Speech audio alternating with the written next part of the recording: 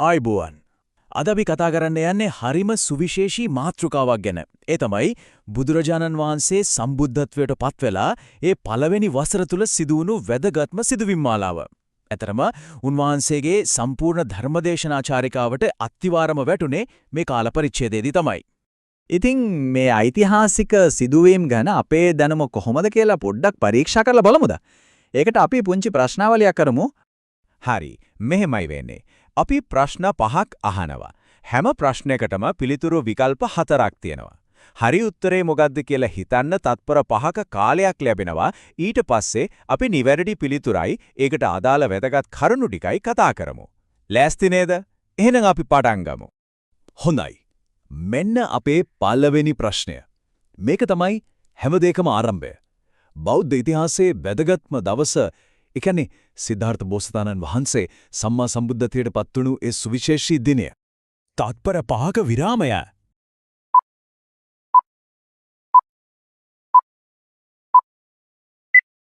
හරිම උත්තරේ තමයි වෙසක් පුර 15වක පෝය දිනය.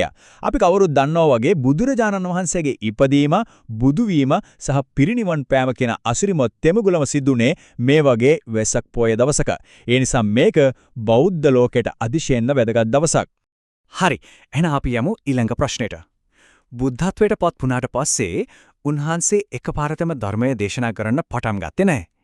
ඊට කලින් උන්වහන්සේ යම්කිසි කාලයක් ගැඹුරු මෙනෙහි කිරීමක යෙදුණා. අන්න ඒ කාලය ගැන තමයි මේ ප්‍රශ්නය. තත්පර 5ක විරාමය.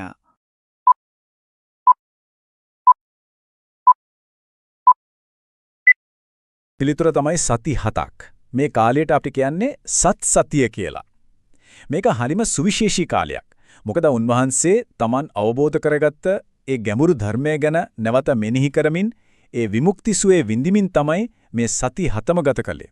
මේකේ තියෙන හරිම අපූර්ව කාරණය තමයි මේ සති 7 හැම සතියක්ම බෝධීන් වහන්සේ ළඟ ඒත් වෙනස් තැන්වල විශේෂ සිදුවීමක් එක්ක තමයි ගත කරලා තියෙන්නේ. මේ දැක්වෙන්නේ ඒකෙන් පළවෙනි සති 3 සිදුවීම් ටික. හරි. දැන් අපි බලමු දෙවනි සතියේ සිද්ධ වෙච්ච දෙයක් ගැන. මේකෙදි බුදුරජාණන් වහන්සේ කෘත වේදීත්වය ගැන හරිම ලස්සන ගැඹුරු ආදර්ශයක් අපිට ලබා දෙනවා. ඒ සිදුවීම තමයි අනිමිස ලෝචන පූජාව. තත්පර 5ක විරාමයක්.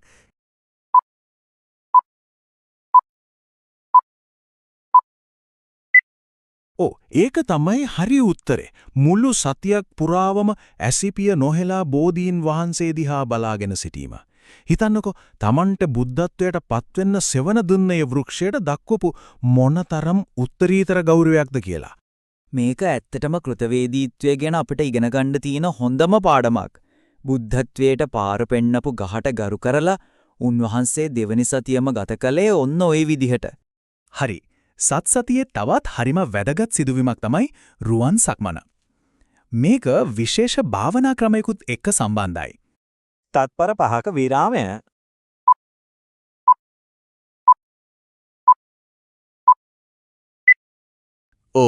මේක සිද්ධ වුණේ 3 වෙනි සතියේදී. උන්වහන්සේ පළවෙනි සති දෙක ගත කරපු තැන් දෙක අතර දෙවිවරු මැව්වා කියලා සැලකෙන රුවන් සක්මන කියන මාවතේ උන්වහන්සේ සක්මන් භාවනාවේ යෙදුණා. හොඳයි. මේ ගැඹුරු මෙනෙහි කිරීමේ කාලය නිකම්ම ගත වුණේ නෑ. ඒ අතරදී අභියෝගවලටත් මුහුණ දෙන්න සිද්ධ වුණා. දැන් අපි අවධානය යොමු කරන්නේ 5 වෙනි සතියේ සිද්ධ වෙච්ච අන්න ඒ වගේ වැදගත් හමුවීමක් ගැන. තත්පර 5ක විරාමය.